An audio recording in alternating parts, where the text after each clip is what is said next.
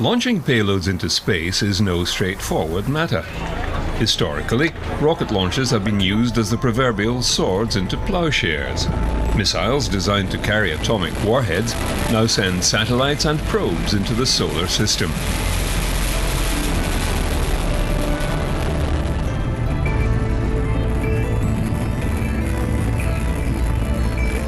Ironically, it's one of the few exploits mankind undertakes that doesn't occur in nature.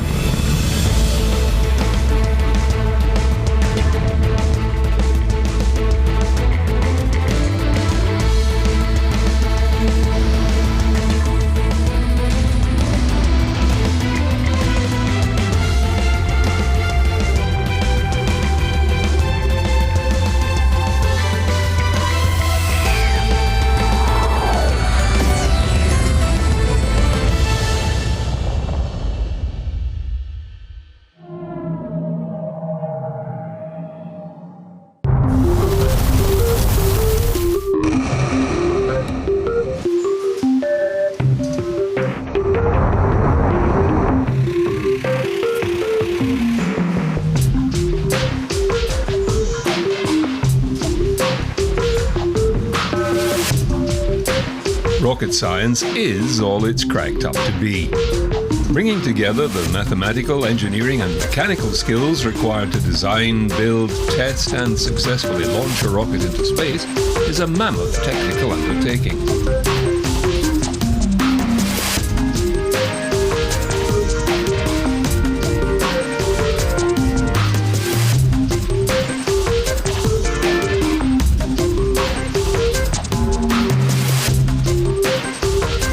So many countries and corporations have the capacity for launches nowadays that they appear commonplace. 0. Only the keenest science geeks seem to watch them these days, unless, of course, something goes wrong, and then everyone is hooked.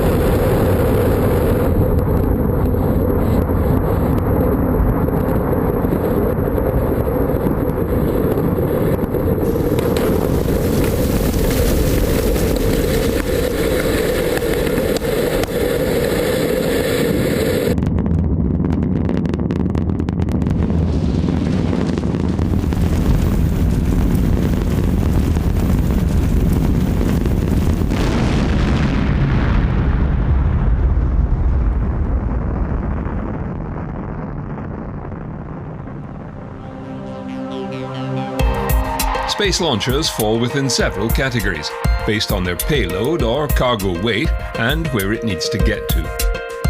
The unsung heroes are the commercial satellite delivery systems, providing light and medium lift capability to low Earth, polar or geosynchronous orbit. Many countries such as Argentina, Iran, North Korea and Ukraine boast their own homegrown systems. Even New Zealand, in a joint venture with the US, is developing a budget CubeSat launcher called Electron.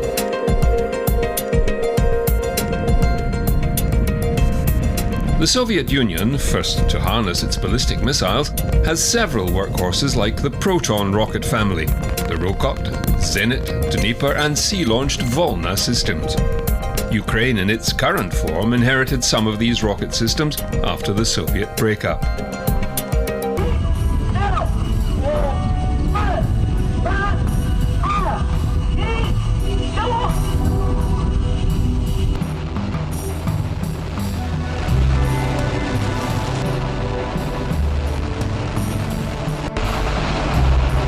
The Chinese Long March series of rockets has made steady progress and powers China's manned space program. Even they are becoming environmentally conscious as well.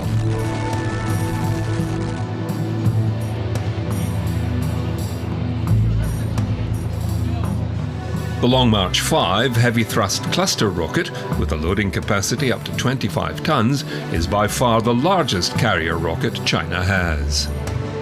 Compared with previous rockets, the biggest difference is the non-toxic propellant in hydrogen-oxygen engines and LOX kerosene engines that will not pollute the environment. And we applied serialisation, unitisation and modularisation to design and manufacture.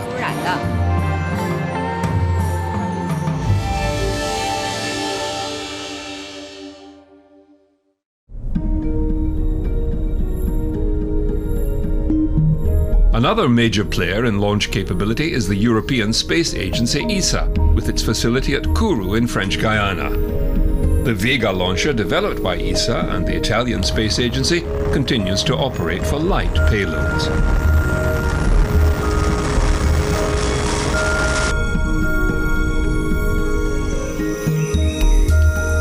The real European success story, however, is the Ariane 5 heavy lifter, the workhorse for ESA and the CNES. But it too will shortly be replaced by Ariane 6. Currently under development, it will use components in common with the new Vega C rocket.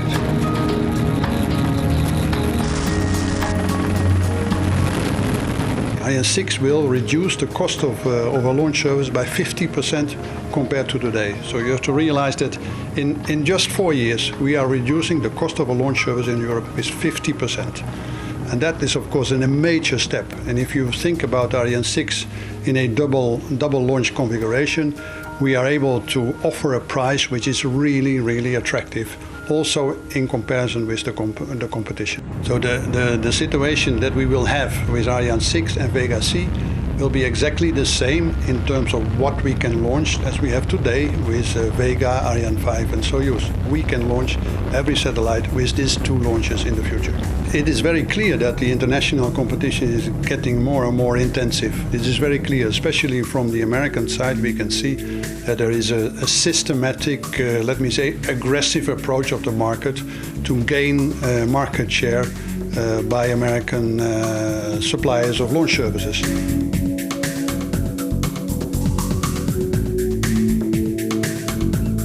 When NASA, intent on pursuing the Orion and SLS deep space system, relegated low Earth orbit to the private sector, the commercial floodgates were opened.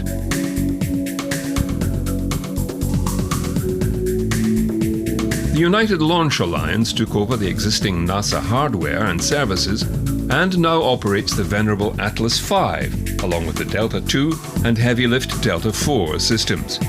It's now developing the Vulcan rocket for future expansion.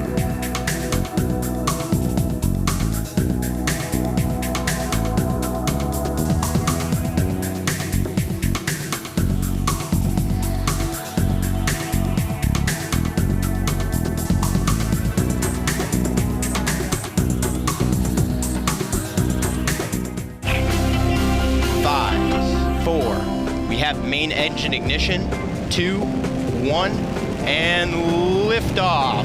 Liftoff of the United Launch Alliance Delta IV Heavy rocket carrying the NROL-37 mission.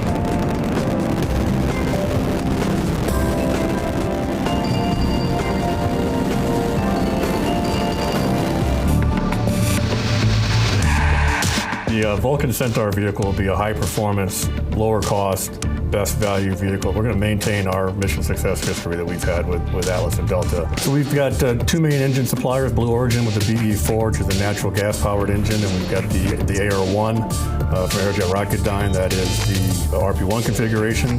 Both of those teams are making good progress. We've been through CDR with the Blue Origin engine. We've been through PDR. They're both on a plan to get to engine testing this year, and they're both on a path to support our late 2019 launch date.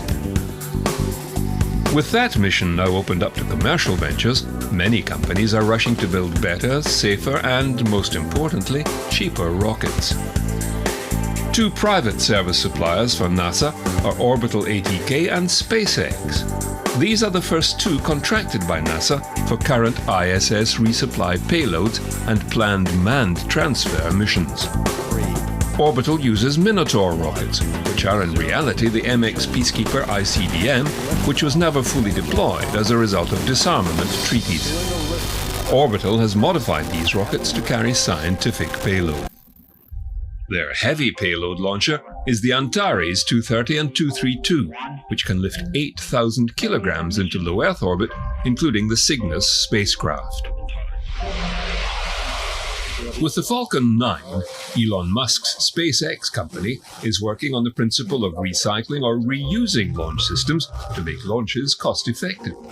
They can now return the main launch stage back to Earth and land it safely, to be refurbished and ready to launch again. They are now working on their heavy lift Falcon, which will be able to lift 54,000 kilos into orbit, or 13,600 kilograms towards Mars, and then return to the launch site for reuse.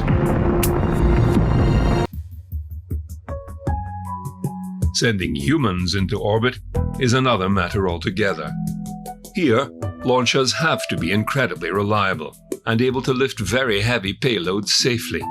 In other words, they have to be man-rated.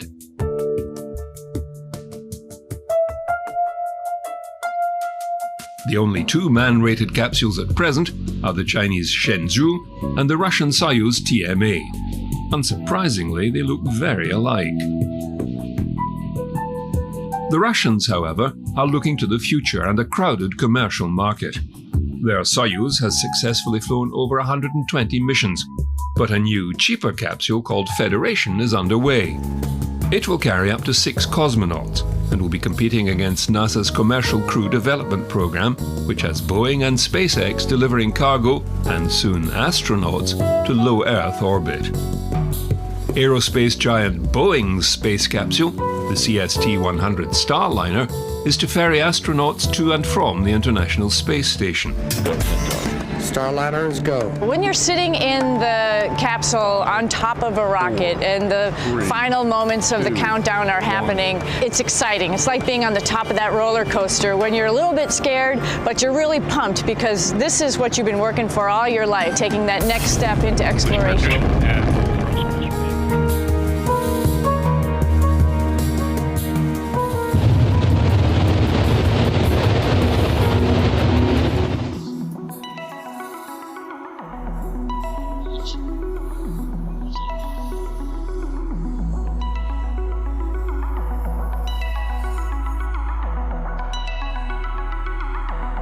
Rover 1 kilometer. Truck deploy.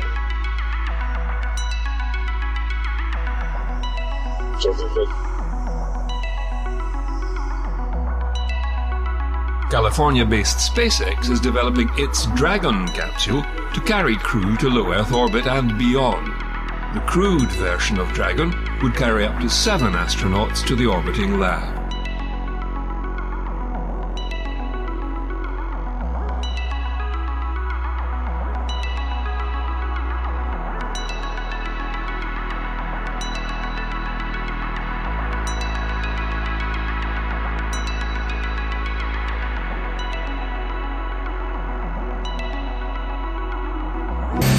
Advances in aeronautical engine design have led to the Sabre. We're actually at Reaction Engines test site at B9. What is very significant about this is that we are in the process of testing a very, very important development in aerospace propulsion, which is a pre-cooler, a device for cooling the air entering a high-speed engine so that the engine can continue to operate pretty much as normal.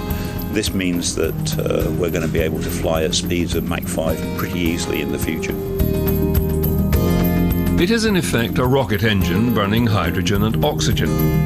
That in itself is not unusual, but whilst in the atmosphere the oxygen is taken from the air, cooled to liquid temperatures and fed directly into the combustion chamber, once outside the atmosphere, the engine resorts to the liquid oxygen carried on board, like a conventional rocket engine. Skylon will be powered by 2 Sabre engines and operate like a conventional aircraft capable of flying directly into orbit, transporting 15 tons of cargo into space and returning for a runway landing.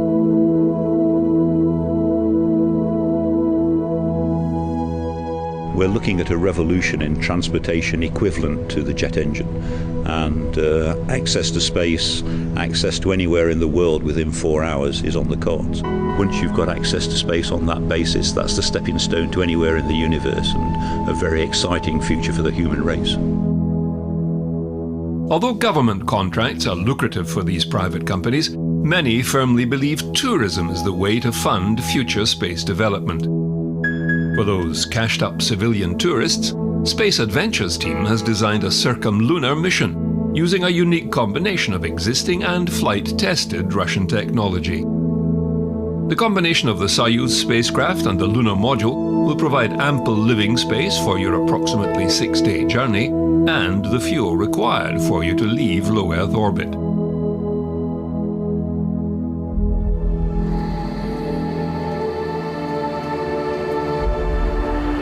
Perhaps the most ambitious is Elon Musk's SpaceX interplanetary transport system, helping make humanity a multi-planet species.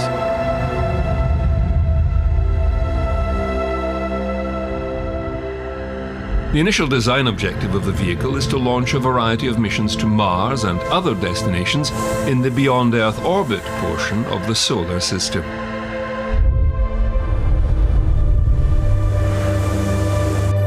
The large payload capacity of the launch vehicle, with the ability to place 300 tons into low Earth orbit, places it into the super heavy lift class.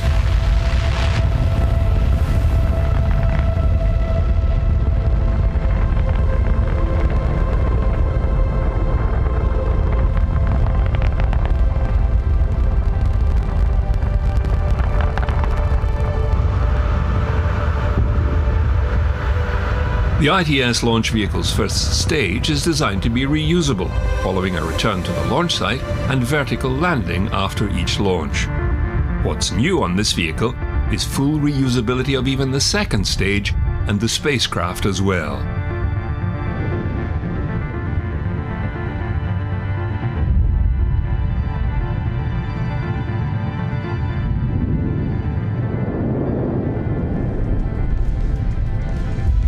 Cheap, safe space travel for all is just around the corner.